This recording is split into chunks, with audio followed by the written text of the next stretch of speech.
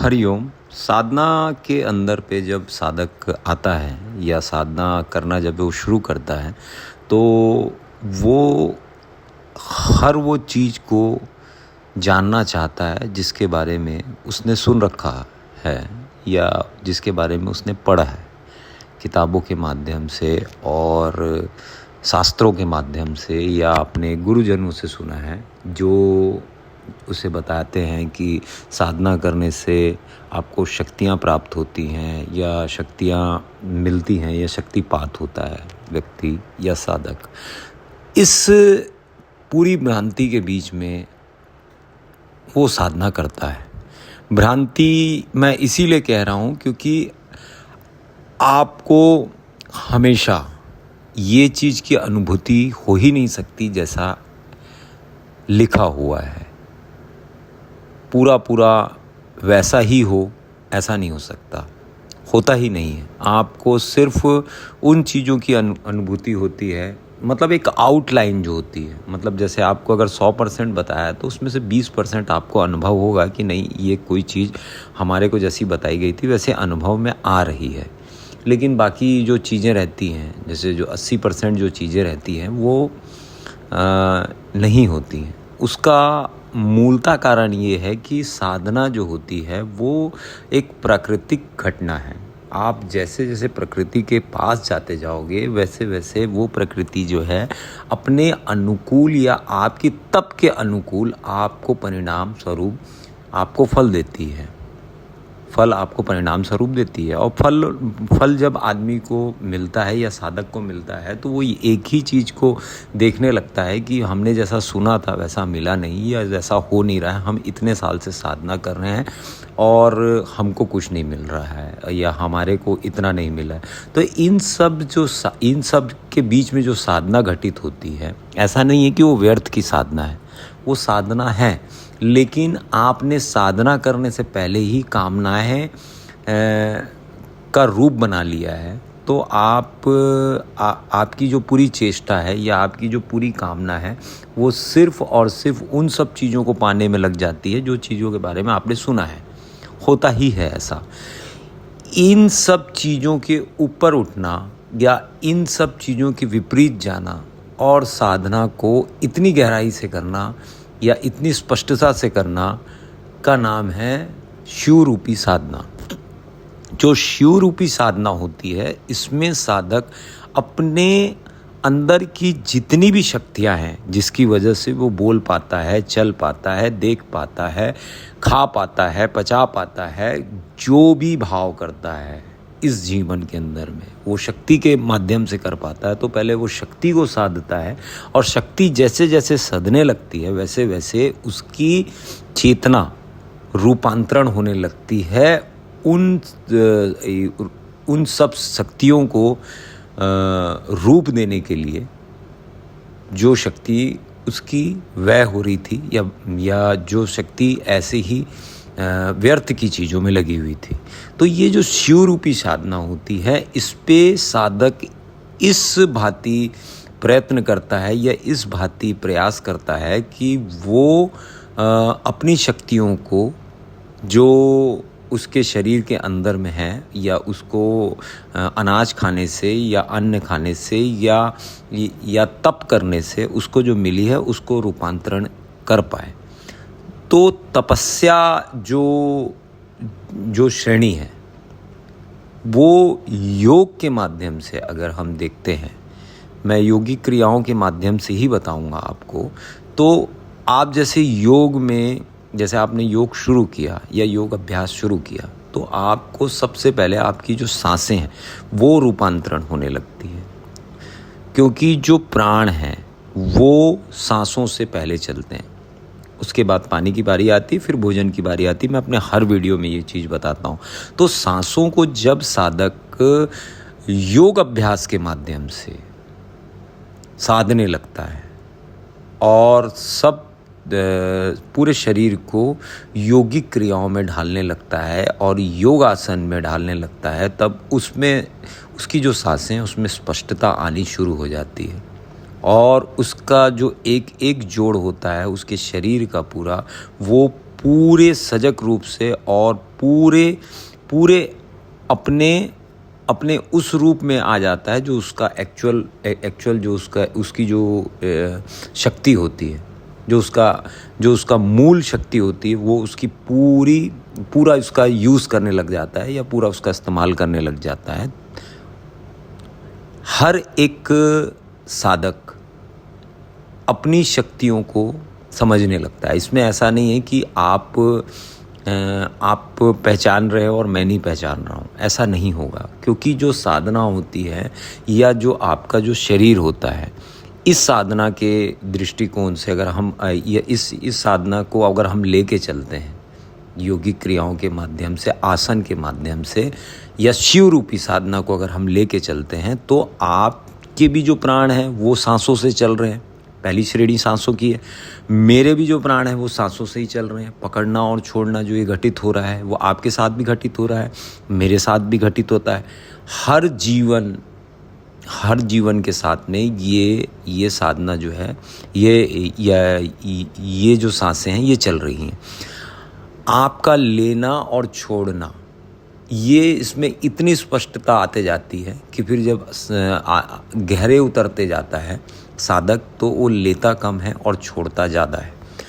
इससे एक चीज़ घटित होती है साधक के शरीर के अंदर में और उसके जीवन के अंदर में, कि उसके बाद में जितनी भी चीज़ वो ग्रहण करता है, सांसों का स्पष्टीकरण होने के बाद में फिर जल की बारी आती है। जल अपना पूरा कार्य करेगा और उसको वो पचाने के योग्य हो जाता है। अगर वो सांसों का पूरा त्याग कर रहा है, योगिक क्रियाओं से ही घटित होता है ये, या तप के माध्यम से ही घटित होता है, या शिव रूपी तपस्या से ही घटित होता है, तो वो पूरा डाइजेस्ट होके पूर्ण रूप से त्याग में चले जाता है। वैसे ही भोजन की बारी आती है कि भोजन को पूरा लेके वो त्याग रूपी अवस्था पे उसे त्याग कर लेता है। ये जो साधना है, जो शिव रूपी जो साधना है, ये बहुत जटिल होती है। क्योंकि इसके अंदर में एक नियम होता है कि अपने जीवन को या अपने जीवन क्रिया को नेचर के अनुकूल, प्रकृति के अनुकूल आपको चलाना पड़ता है।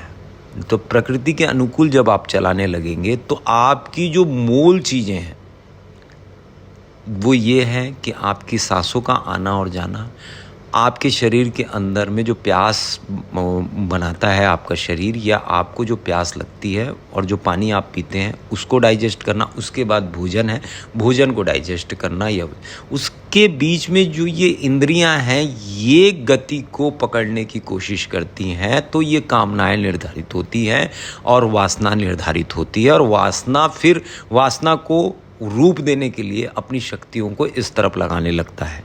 चाहे वो धन अर्जित करने में लगे, चाहे वो अपनी किसी और डिज़ायर्स को या अपनी कामना को पूर्ण करने में लगे जाए। तीन जो चीज़ें हैं, सांसों का आना जाना, पानी का पीना और त्याग में रूपांतरण करना, भोजन को करना और मल को त्यागना, ये जो तीन रूप है ये शेष है। तो ये जब शिव रूपी साधना में अगर आप आने लगते हैं, आप सुबह उठ रहे हैं और आप अपनी शौच करने के बाद में आप अपनी क्षमता के अनुसार अगर योग अभ्यास कर रहे हैं, चाहे आप योगिक क्रियाओं में ज़्यादा बड़ी योगिक क्रियाओं में नहीं है, जैसे हठ क्रियाओं में नहीं है, और आप सिर्फ योग अभ्यास भी कर रहे हो, और अगर आपको शक्तियों का जो आपके अंदर में सांसों के माध्यम से पहला 3 श्रेणी में है, मतलब इसकी तीन क्लासेस है। पहली क्लास है सांसों की, दूसरी क्लास है पानी की, तीसरी क्लास है भोजन की। ये अगर आपको नहीं आ रही है समझ, तो कहीं ना कहीं मिस्टेक है आपकी साधना में। शिव रूपी साधना में आपका शरीर त्याग रूपी अवस्था को पाने लगता है, और त्याग रूपी अवस्था को पाने के बाद में वो साधक इतना ज़्यादा उसके अंदर में स्पष्टीकरण आ जाता है कि वो जो भी चीज़ को ग्रहण करता है उसको त्याग में घटित कर देता है, चाहे वो विष को भी क्यों ना ग्रहण करे। अपने जीवन में विष को भी अगर ग्रहण करता है तो उसके अंदर में इतनी योग्यता आ जाती है या इतना बल आ जाता है कि वो विष को भी पचा जाता है। जैसे शिव ने विष पिया और उसे उसे ग्रहण कर लिया या ये ग्रहण करने के बाद में उसे पचा लिया, उसको डाइजेस्ट कर लिया। ऐसा ही शिव रूपी साधना में आपको आशीर्वाद स्वरूप शिव जी खुद इन सारी शक्तियों को आपको देते हैं कि आप अगर इस विधि को अगर आप चल रहे हैं, अगर योगिक क्रियाओं से अगर आप चल रहे हैं, स्पष्टीकरण अगर आपके अंदर में आ रहा है, तो आप एक सामान्य स्थिति की या सामान्य श्रेणी के व्यक्ति या साधक नहीं रह जाते हैं। आपको अगर 10 लोगों को अगर विष दिया गया और 11वां अगर आपको दिया गया, तो आप उनसे बेटर कंडीशन पे रहेंगे या उनसे ज़्यादा अच्छे से उसको डाइजेस्ट कर सकेंगे और पचा सकेंगे। इसका मतलब ये नहीं है कि आप निरंतर विष को लेते रहें। ये जादू दिखाने की या जादू करने की चीज़ नहीं है। ये एक विष पीने की एक क्रिया थी शिव के साथ में। निरंतर वो विष को नहीं ग्रहण करते थे। आपको ये चीज़ समझनी होगी। कई साधक मुझे ये कहते हैं कि हम फिर अगर विषैले चीज़ों का अगर सेवन कर रहे हैं और उसके साथ में अगर साधना अगर हम कर रहे हैं तो हमको तो कुछ नहीं होना चाहिए। ऐसा नहीं है। आपका शरीर उन्हीं चीज़ों को ग्रहण करेगा या उन्हीं चीज़ों को डाइजेस्ट करेगा जिन चीज़ों के लिए आपका शरीर बना है। आपका शरीर मजबूत हुआ है आपकी साधना से, शिव रूपी साधना से आपका शरीर अगर मजबूत हुआ है तो वो एक समय के लिए आपको जीवन दे सकता है। लेकिन अगर निरंतर अगर आप इस अभ्यास में लगे हुए हैं कि मैं इसी को पचाने में लग जाऊं, तो वो संभव नहीं है। और शिव रूपी साधना में आपको सांसें इतनी व्याकुल करनी पड़ती है कि आपका जो आपके अंदर में कुछ भी शेष नहीं रहना चाहिए। विचार तो बहुत दूर की बात है, आपके अंदर में जो आप देख रहे हो उससे भी ओझल हो जाएंगे। जब आपको कोई चीज़ की तकलीफ़ होती है आपके शरीर में या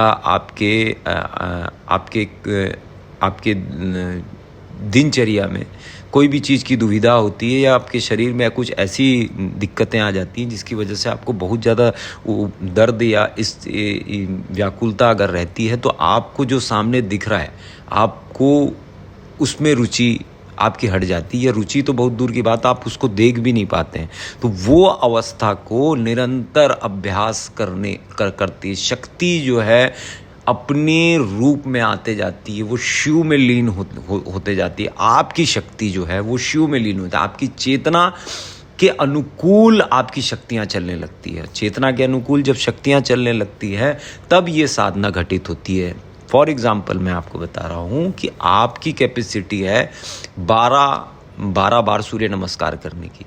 आपने प्रयत्न करके उसको 14 बार किया तो व्याकुलता बढ़ी। सांसों के माध्यम से आप उसको प्राण टूक एकदम धीरे से बैठ के अगर आप उसको रूप दे रहे हैं तो वो चेतना के साथ में तादात्म्य बनाने लगती है। आँख बंद करके आपकी इंद्रियां बिल्कुल शांत हो जाएंगी, क्योंकि बिल्कुल भी व्याकुलता कहीं और उठ रही है तो व्याकुलता के सामने इंद्रियों की कोई औकात नहीं है, कामनाओं की कोई औकात नहीं है। जब वो रूपांतरण आप देने लगेंगे उसको अपनी चेतना के माध्यम से, फिर ये शिव रूपी ध्यान घटित होता है। और शिव रूपी ध्यान जब घटित होता है तब आपका शरीर हर वो कार्यों को करने लगता है एकदम एक्सट्रीम लेवल पे जिसके लिए वो बना हुआ है। वो फिर उसमें श्रेणी रख दिया। अगर वो 100% अगर आपका शरीर काम करने के योग्य है तो वो 110% काम करेगा, बढ़ के ही काम करेगा। क्योंकि आपने जो आप ये सांसों के माध्यम से इसे देख सकते हैं कि आप निरंतर जो सांसें ले रहे हैं उससे ज़्यादा आप छोड़ने के योग्य हैं। वो कहाँ से पैदा कर रहे हो आप अंदर से, या आपका प्राण कहाँ से उसको पैदा कर रहा है, ये आपको तब पता चलेगा जब आप शिव रूपी साधना या शिव रूपी ध्यान या शिव रूपी क्रियाओं में आप अपने जीवन को व्यतीत करने लगेंगे। आपको अभी कुछ भी समझ नहीं आएगा। अगर मेरी बात अगर आप सुनेंगे तो सिर्फ आप सांस लेना और सांस को छोड़ना, आप ये चीज़ पाएंगे कि आप ले तो ज़्यादा नहीं सकते लेकिन छोड़ हमेशा ज़्यादा सकते हैं। जैसे प्रकृति हमारे सोच से ज़्यादा हमारे को देती है। जैसे आपने एक पौधा लगाया और पौधे में आपने पौधा लगाया और उसमें जब फल आए तो उस फलों से आप कई पेड़ बना सकते हैं। उसी भांति आपका शरीर है। इस रूप को या इस क्रिया को अगर हम अपने जीवन शैली में, अपनी साधना में अगर हम उसको आते हैं तो हमारी जो शक्तियाँ होती हैं उसमें स्पष्टता आती है और वो चेतना के अनुकूल चलने लगती है और ये सब सारी चीज़ें घटित होती है। इसको कहते हैं शिव रूपी साधना, और इससे बड़ी कोई साधना योगिक क्रियाओं के माध्यम से नहीं होती। हरिओम। मैं योगाचार्य शिवाय, doctor in naturopathy and yoga science. Her her Mahadev.